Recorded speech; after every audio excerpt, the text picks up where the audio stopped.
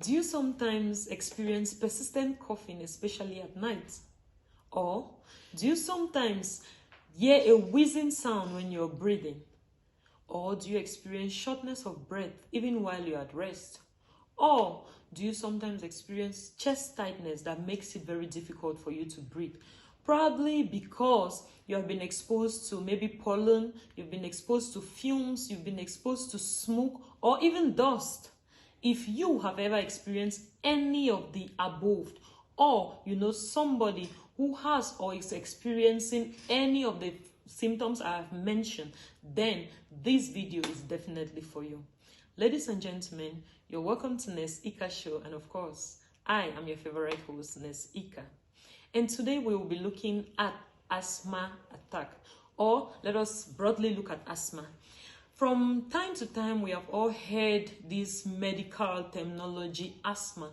Today, I want us to look at it in the simplest way possible. What is asthma? Simply put, asthma is a chronic, non-communicable disease. When I say non-communicable, it means that it cannot be transferred like other illnesses, maybe like a common cold that can be transferred like a virus. Asthma is a chronic, non-communicable disease that affects people of all age group. So you won't tell me that, no, this is a child, I don't need to pay attention to this video because I only have children. No, it can affect people of all age group, be they children, be they adults, be they males or female. But the interesting thing is that it is more prevalent in the children population or in childhood. So statistics has it that more than 4.5 million children under the age of 18 suffer from asthma. Now you can see the burden in our healthcare system. WHO puts it in a very nice way. They say that asthma is a high risk for poverty, as well as poverty affects asthmatic care or the cost of taking care of people with asthma. Now, we have looked at the definition of asthma. Let us look at some of the causes of these asthmatic attacks or asthma attack. Asthma is simply caused by what we call triggers, asthma triggers. For example, if somebody is exposed to dust, if somebody is exposed to pollen, if somebody is exposed to fumes, if somebody is exposed to smoke, or something as simple as weather changes can lead to an asthma attack. Now, many a times, asthma attacks can be so mild, but there are times when it can suddenly become severe.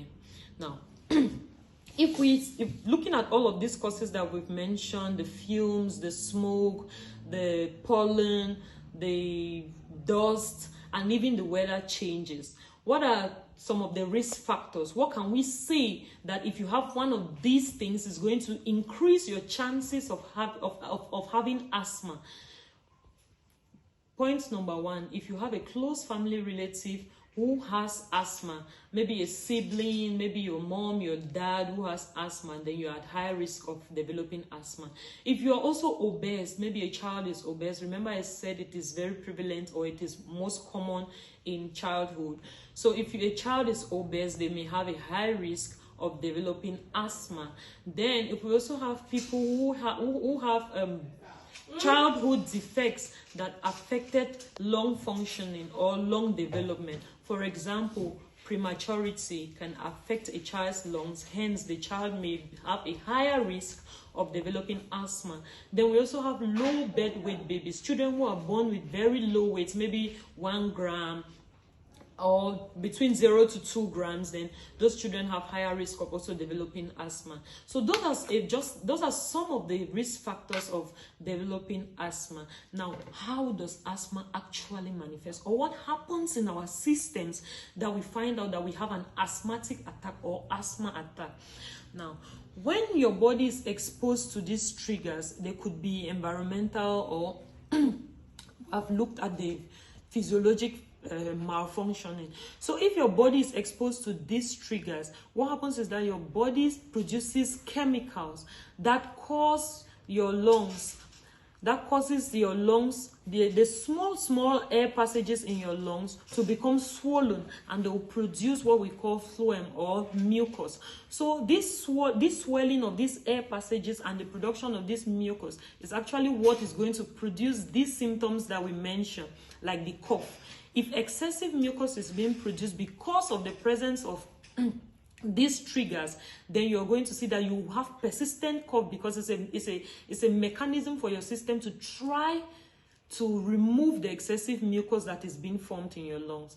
Another thing is, when there's that swelling and the production of that mucus, it reduces the passage, the air passage, so air doesn't move in or out of the lungs as freely as it should. So you're going to also suffer from shortness of breath. Your system is trying to regularize. So many a times what you realize is that this person breathes faster, and then they may have, it does increase respiratory rate and increase pulse. Another thing you're going to realize is when there is this swelling of these airways and the production of this mucus, your system is also going to, you're also going to have, you feel chest tightness, like you can't breathe. So now when all of that happens, we say that you are having an asthma attack. So the first things that we want to do as people who are who have a victim who is experiencing an asthma attack, the first thing you want to do is that you want to first try to remove these triggers. So if it's dust or pollen or fume or smoke that is causing the asthma attack, what you want to do is take that person out of that environment, maybe out of the smoke, so that the excessive mucus production is going to be stopped. Another thing you want to do when somebody is experiencing an asthma attack is that you want to help them to use their inhalers. Many asthmatic patients have the inhalers which they can use to move around with. So if somebody is having a crisis, you may want to try to put that person in a comfortable position, reassure them, and then you use the inhalers. Now, many of them carry information on how to use these inhalers, but like I always say in first aid, any help is better than no help at all. So you help them to use the inhaler. And then if you realize that symptoms are not being resolved, you call your emergency response in your environment. Whichever numbers are available in wherever you are, you call them, and then you mark the time that the event is occurring. Remember that timing is very important when we're talking about first aid. So you note down all of that. You keep reassuring the person while waiting for medical help to arrive. Then when the medical help arrives, you're going to tell them what the time of onset, what you've done, and if symptoms have resolved or not. And then they may want to consult with a medical practitioner to educate them more about their health. Then another thing we also want to do, sometimes even if our symptoms have resolved, it will be very wonderful that we should always make sure we try to see a medical practitioner, especially if we are worried about the person's health, so that they may be able to identify exactly what triggers them, and they can be told on how to prevent these triggers, or how to stay away from such triggers. Thank you very much. I hope that you've learned something about asthma attack, and I look forward to hearing from you in our comment section. Once again, I am your host, Nurse Ika. Thank you so much. Bye-bye.